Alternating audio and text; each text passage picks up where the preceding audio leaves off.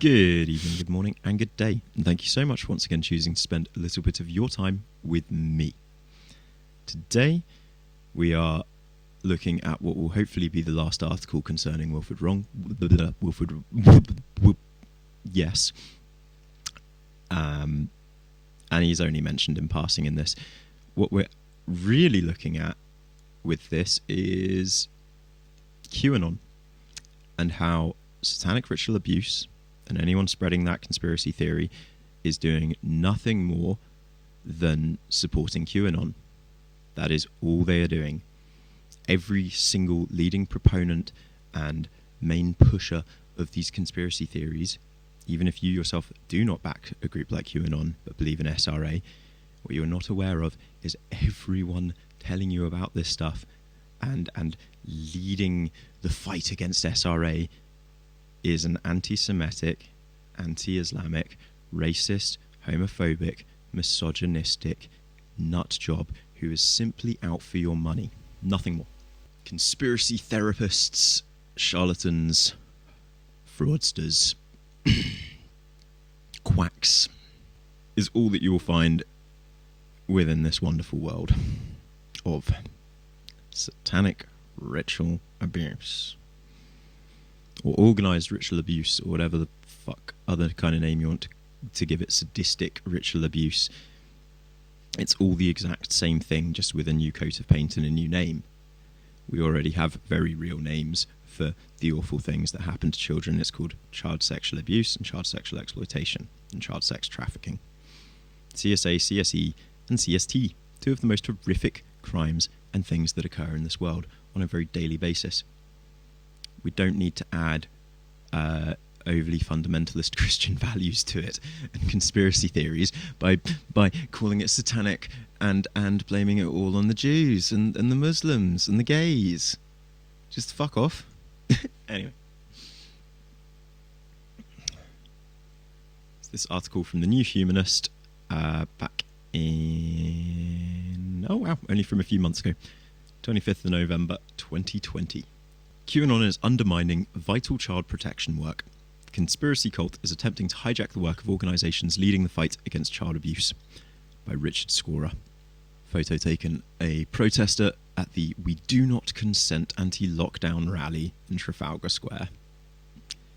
Because QAnon are here in Trafalgar Square. We do not consent to saving other people's lives. The Kids Safe Foundation is a not-for-profit child protection organisation based in South Florida. Florida man is here. No, but the Kids Safe aren't actually the bad guys here. Just Florida. Its mission is to teach personal safety to children and their grown-ups to build strong, resilient families and safer communities. Since it was formed in 2009, KidSafe has worked with over 60,000 children and parents to develop the skills to protect children from abuse. Like many such organisations across the United States, KidSafe works diligently to promote awareness and prevention of child sexual abuse. Crucially, this means educating kids about real risks they might face and how to distinguish those from fictional ones. Okay, do look out for, that creepy teacher who likes to yell at the girls in the changing room when they're getting changed. Definitely do report that person. Don't listen to conspiracy theories that your parents are part of a millennia-old cabal of Satan worshippers. In July 2020, concerned that an online conspiracy theory was undermining its work, KidSafe felt compelled to issue a public statement, headed Not in Our Name. The statement read, "The conspiracy theory and cult movement known as QAnon is attempting to hijack the good names of organisations leading the fight against child abuse and sex trafficking. We cannot let this happen." The statement went on. QAnon promoters are parasites. To grow their footprint, gain credibility, and spread misinformation, they associate their message of hate and bigotry with well-known, well-regarded organisations, specifically those working to end child sexual abuse and sex trafficking. That strategy threatens to diminish our identities, tarnish our reputations, and harm our good works. The problem is deepening. Many of our supporters are unknowingly redistributing QAnon messages embedded within posts that appear to be straightforward statements against paedophilia and trafficking. And this is the argument that I was having with somebody in my comment section recently. telling them that they were just spreading QAnon trash, and they got really upset and butthurt because they were like, no, but you're ignoring the fact that there are kids getting hurt. And I'm like, no, I'm trying to pay attention. I'm trying to help other people pay attention to the real issues out there and stop listening to fucking whack jobs who are just trying to line their pockets with cash. KidSafe is one of many child protection organisations in the US expressing alarm at QAnon and its impact on their work. The Polaris Project, an NGO which works to combat modern slavery and human trafficking, and which for many years ran the US National Human Trafficking Hotline, a government-funded service, issued a similar statement. Polaris explained that it was being swamped with calls about child trafficking from QAnon promoters, and this was diverting precious resources from its normal work. But as Polaris went on to say, the harm done to its work goes well beyond the jamming of hotlines by rogue callers. The impact is more fundamental. Conspiracies like QAnon distract from the more disturbing but simple realities of how sex trafficking actually works and how we can prevent it. While American children can experience abuse and exploitation at the hands of strangers, the reality is that they are far more likely to be harmed by family members and acquaintances. Thus, QAnon misrepresents the very nature of child abuse. Child protection charities put huge resources into trying to enable children to understand the real risks they face, which don't relate to stranger danger or being kidnapped and trafficked by agents of the deep state, but rather to people a child may know. By undermining this understanding of QAnon, QAnon undermines the essence of child protection itself. And this is what's so dangerous about the SRA stuff here in the UK as well, is they actually use the fact that there is some awareness about the fact that a lot of child exploitation and abuse happens at the hands of parental figures and relatives, and they use that to try and prove their claims, as we shall see coming up. QAnon is a far-right conspiracy theory which claims that a cabal of powerful paedophiles within government, business, academia and the media are seeking world domination whilst engaging in child sex trafficking, paedophilia, cannibalism and satanic sacrifice. And there you should see just how directly this also links to flat earthers' beliefs that there is a secret world cabal stopping everyone from knowing that the world is flat and about the ice ring around the world. Yeah, literally, if you support QAnon or agree with anything they say to me, you're a flat earther. And thus Logan Paul is more intelligent than you. The QAnon theory claims that this cabal is plotting against Donald Trump, who is engaged in a war against it. This will culminate in the storm, when the leaders of the cabal, including Barack Obama and Hillary Clinton, will be arrested and locked up in Guantanamo. While the election of Joe Biden and Trump's eventual acknowledgement of the results was a disappointment to some believers, for others, Biden's victory is more evidence of the conspiracy at work. And the elections were not a total loss. Marjorie Taylor Greene and Lauren Boebert, two Republicans who have praised the conspiracy theory, won their House elections and will be sworn in next year. And since then, things obviously just got worse. These QAnon alt-right nut jobs attempted a violent insurrection, injuring more than 100 police officers. The same people that were chanting Blue Lives Matter and All Lives Matter 6 months ago went and assaulted violently hundreds of police officers, ripping off their masks, jabbing flagpoles into their eyes, spraying them with bear mace at point blank range in their eyes after ripping off their gas masks, crushing them indoors, erecting a noose to try and hang Mike Pence and various other people. I'm pretty sure, yeah, I've seen images. We'll just editing Pete, images of the QAnon nut jobs carrying all the crucifixes at the insurrection.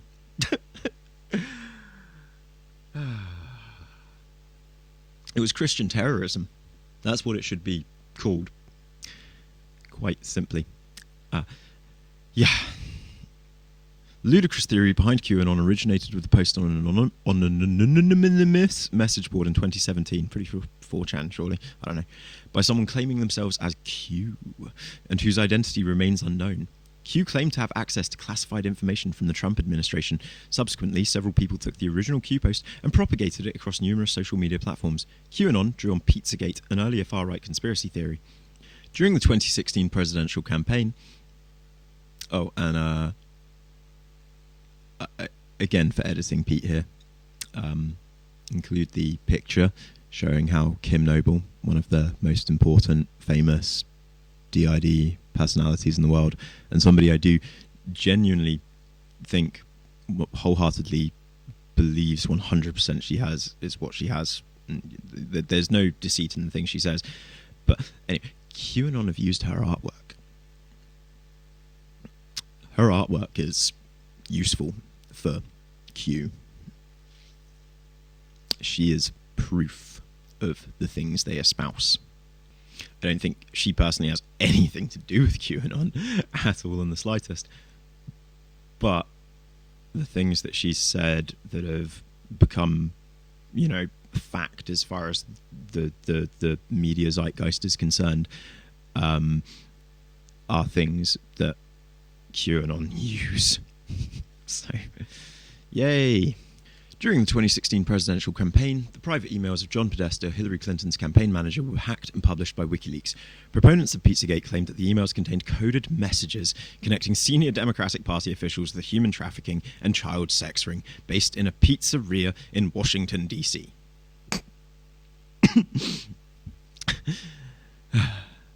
This would be funny if not for the fact the pizzeria's owner was subjected to death threats.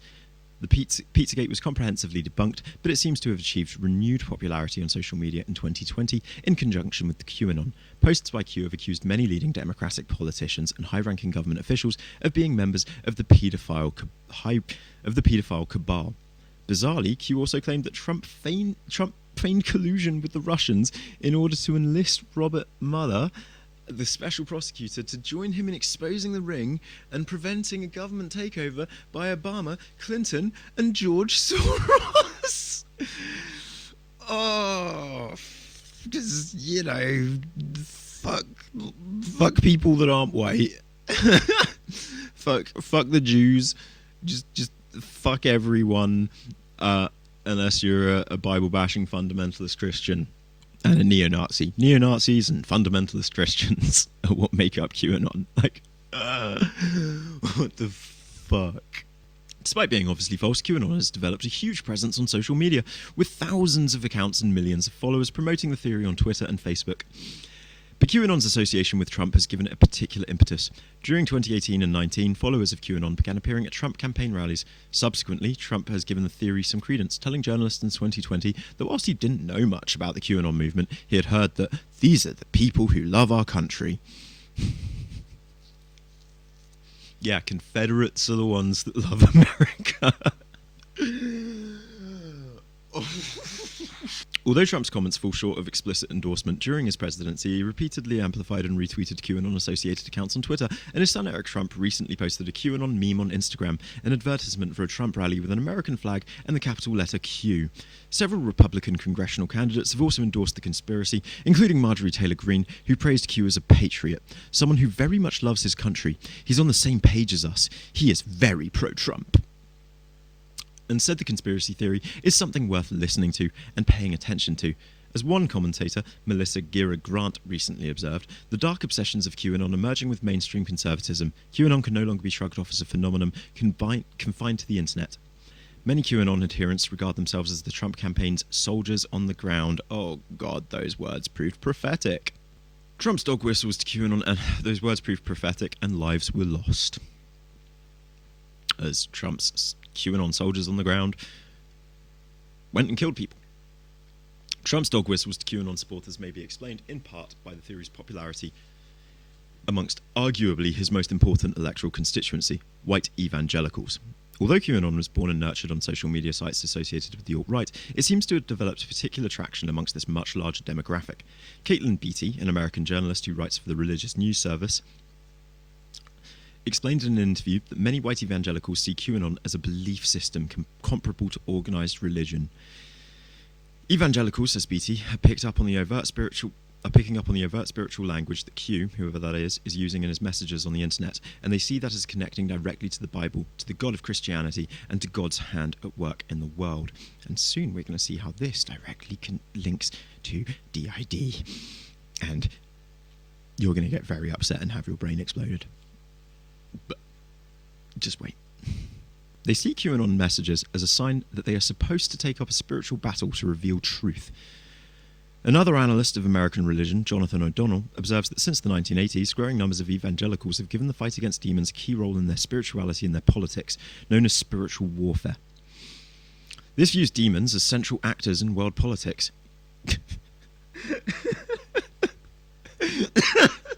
Goddamn demons taking over the world. Like, not metaphorical demons, he means demons, as in, like, biblical brimstone and fire demons.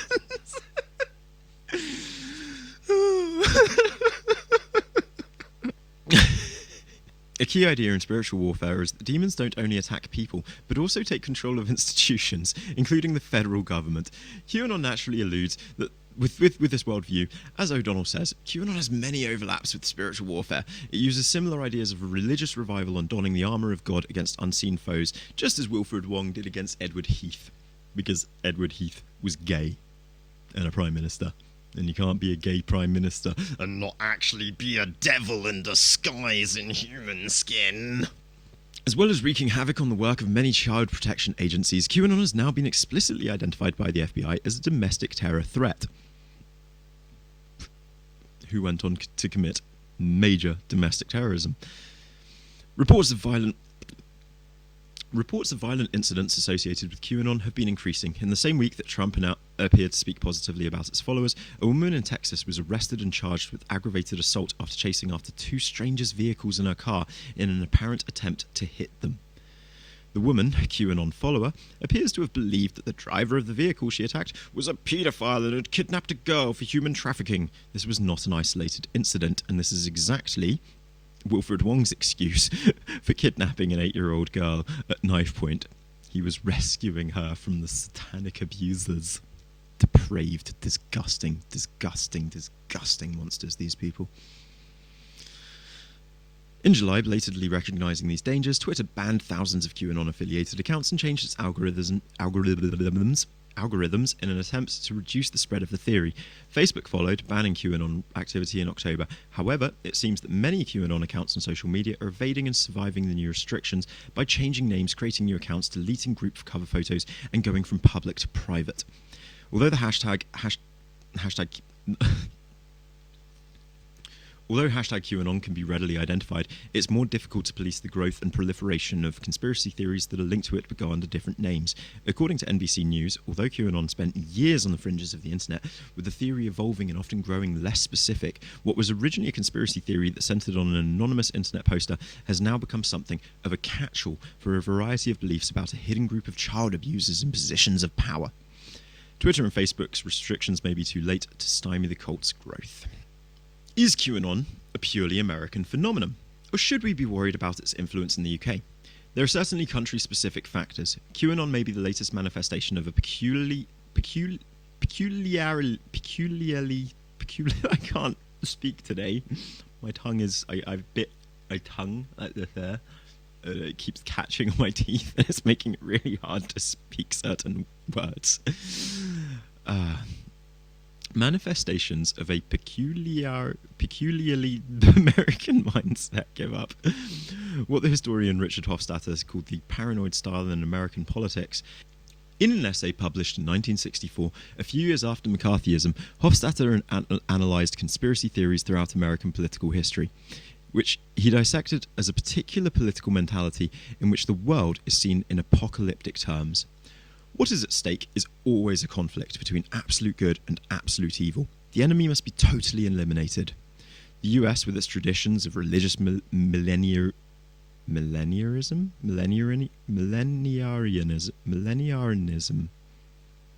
US, with its traditions of religious millenarianism, however you say that word, may be particularly fertile soil for such views, which generally draw their political support from particular demographics. How me say this? What this word mean? I need word. Millenarianism, containing 1,000 is the belief by a religious, social, or political group or movement in a coming.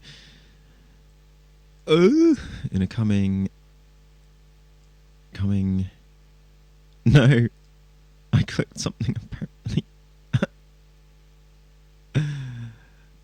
Millenarianism, also from Latin millenarius, containing 1,000, is the belief by a religious, social, or political group or movement in a coming fundamental transformation of society, after which all things will be changed. Okay, right. I getcha. Yeah. Yeah, no, the US is obsessed with this sort of like the advent, the coming of Christ, the coming of the Antichrist, all of these sorts of things, and they're obsessed with having heroes and things changing radically and stuff there. Yeah, I understand. Especially from a religious aspect. May be particularly fertile soil for such views, which generally draw their political support from particular demographics. Historians and sociologists have differed over which, but recognise the I can't say peculiar anymore. peculiarly American nature of the phenomenon. I can't talk at all. Also, QAnon is a conspiracy theory based on the specifics of American politics, a battle with satanic forces represented by the Democrats and Hollywood. With Trump's contestation of the election results and accusations of foul play more fuel to the conspiracy fire. For that reason, one might imagine that it would be difficult for the theory to gain the same traction in the UK. It would be entirely wrong, however, to be complacent under the wider influence of QAnon and to assume that it would be confined to the US. A Guardian analysis in September tracked 5 slogans associated with QAnon shared by UK-run Facebook pages over the past year and found that interactions on posts containing these keywords increased 5-fold between April and August. In preparing this article, I spoke off the record to several organisations and individuals involved in child protection in the UK. All were concerned about the increasing salience of conspiracist ideas, not necessarily QAnon specifically, but similar conspiracy theories mirroring its themes. One child protection social worker told me how parents suspected of abusing children would now frequently accuse social workers of trying to kidnap their children in order to drink their blood. As a lawyer who works on behalf of victims and survivors of sexual abuse, I see the influence of QAnon creeping into public discourse about child abuse, especially on social media. In August, several hundred events under the banner Save the Children took place across cities in the US, Canada, Australia and the UK and some other countries. In the UK, a crowd of around 500 people gathered in London, with other rallies taking place in Bristol, Leeds, Liverpool, Manchester, Newport, Huddersfield, Newcastle, Birmingham, Aberdeen and Dundee. All these marches had a strong QAnon undercurrent. Save the Children, no relation to the major charity of the same name at all, and QAnon are not the same thing. It appears that Save the Children is not a direct creation of QAnon supporters, but it equally appears they are co-opting the movement. The Guardian analysis quoted Gregory Davis, a researcher with Hope Not Hate, the organisation which monitors extremist groups. It's concerning to see QAnon diversifying in terms of how it spreads and what parts of it are being emphasised. What happens with this diversification is that many groups are taking up different elements of it and introducing elements. The danger is that this makes it even harder to disprove. It's the thing that so many conspiracy theorists do. There's a name for this argument tactic, debate tactic, where you just bombard the opponent with so many things, so many illogical fallacies and nonsensical statements and total pieces of bullshit and the occasional item of truth that it is impossible to begin to even argue against them. Like you have to spend so much time arguing against one that in the time that you've disproven that, they have come up with 100 more. BBC correspondent Mariana Spring has shown that Save the Children is developing an increasing presence in various online communities in the UK. It might be tempting to imagine that the conviction of the fantasist Carl Beech, whose claims about a VIP paedophile ring turned out to be completely fabricated, would inoculate many people against conspiracy theories, but this would be to misunderstand self-reinforcing conspiracist logic. Ergo, lack of evidence is evidence. Wilfred Wong, a self-styled campaigner against satanic ritual abuse on social media, recently claimed that Beech may have been working for the authorities right from the beginning to help set up this false narrative of fake allegations being made against VIPs. Oh my fucking god. This is what I mean. They will just reach at these insane conspiracy theories, and then you have to spend time trying to prove this utter fucking bullshit and nonsense, which would require interviewing and interrogating somebody who is currently in prison for pretty much the rest of his life for being a fucking paedophile. Oh my god.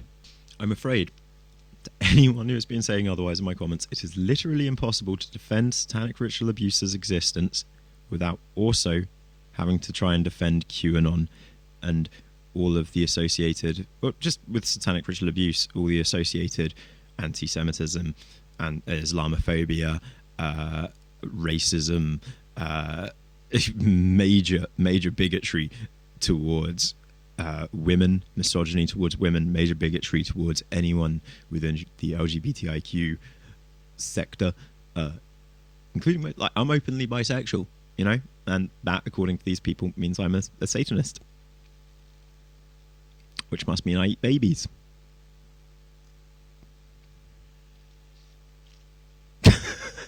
Whatever iteration of QAnon and its family of conspiracy theories might gain a foothold in the UK, the rapid growth of the QAnon movement in the US shows the dangers of assuming that self-evidently preposterous ideas which germinate in obscure corners of the internet will simply stay there. And the impact on child protection is real. People become very confused about it, where the dangers to children really lie, and cease to trust the agencies best equipped to protect them, which here in the UK would be the NSPCC. Which is why when you see the so-called charity that is first person plural, who have actually previously lost their charity status, which is why when you see the first person plural link straight to stuff like ritual abuse, when within their suggested links they link to groups like Ritual Abuse Network Scotland, formerly Satanic Ritual Abuse Network, when they list to Joan Coleman's Reigns list, go, these people are Satanist conspiracy theorists. Government, charity, watchdog group, whatever they are, needs to do some serious investigating into first person plural and the fact that they are currently helping to spread the beliefs of QAnon under the guise of charity. It's very, very worrying. Very, very worrying.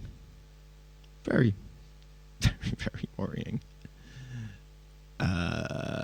This man's written stuff on satanic ritual abuse. Remy Acron believes in satanic ritual abuse.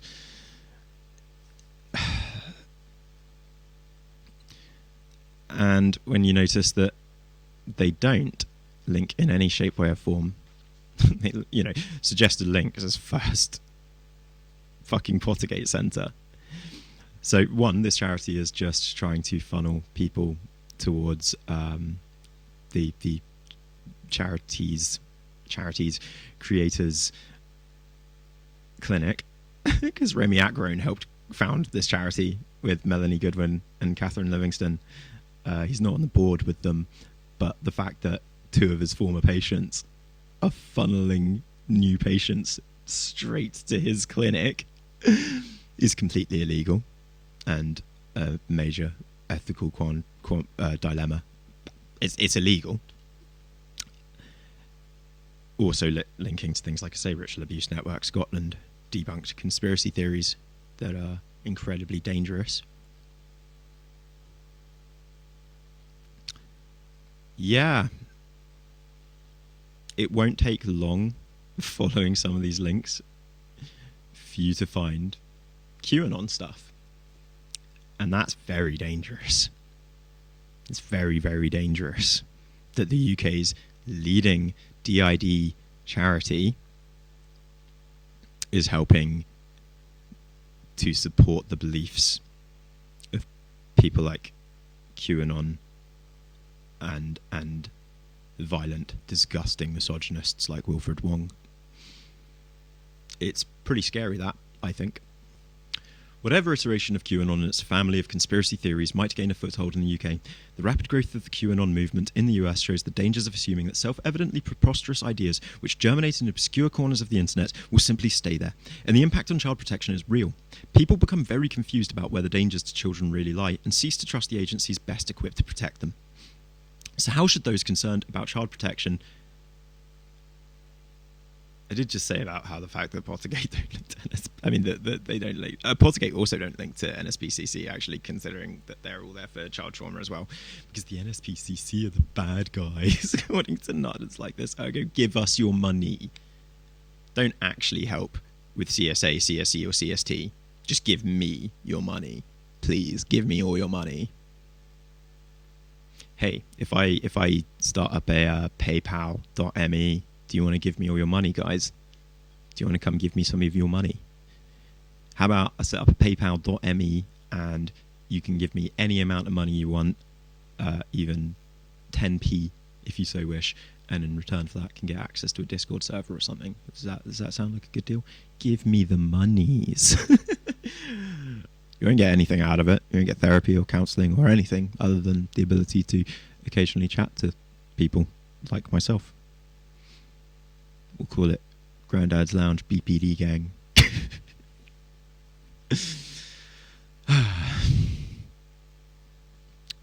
So how should those concerned about child protection respond to the increasing influence of conspiracist ideas? There is no easy answer, but I would emphasise 2 points. Firstly, there have been cover-ups of child abuse by organisations and institutions, in the Catholic and Anglican churches, for example, or in cases involving celebrities like Jimmy Savile and Jeffrey Epstein. Sunlight is the best disinfectant, so honesty about past scandals and a determination to root them out is one of the best antidotes to the slew of nonsensical conspiracy theories now circulating on the internet.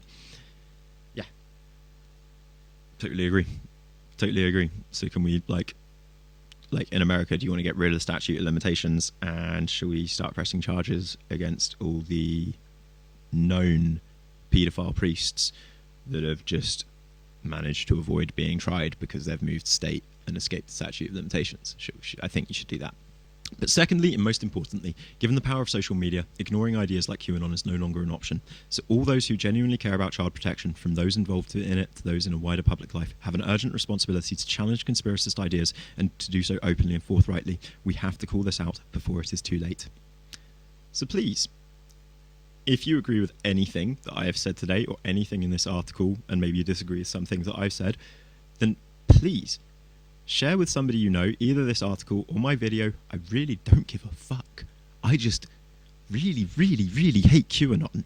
I hate the fact that people, most likely your grandparents, most likely your great-grandparents or grandparents also died fighting in a war to defeat. And now coming back with their fundamentalist Christian ideology that seeks to undermine science and basically destroy everything that we have built up as a society and as a culture for the last 100 fucking years. Can we please not let this happen? If you care about Black Lives Matter, you should care about this, because these people do not think Black Lives Matter. If you care about any fucking religion, even Christians should not want this, because they are undermining your own religion and, like, holy fuck. Right. Madness. Brilliantly written article. Thank you, New Humanist.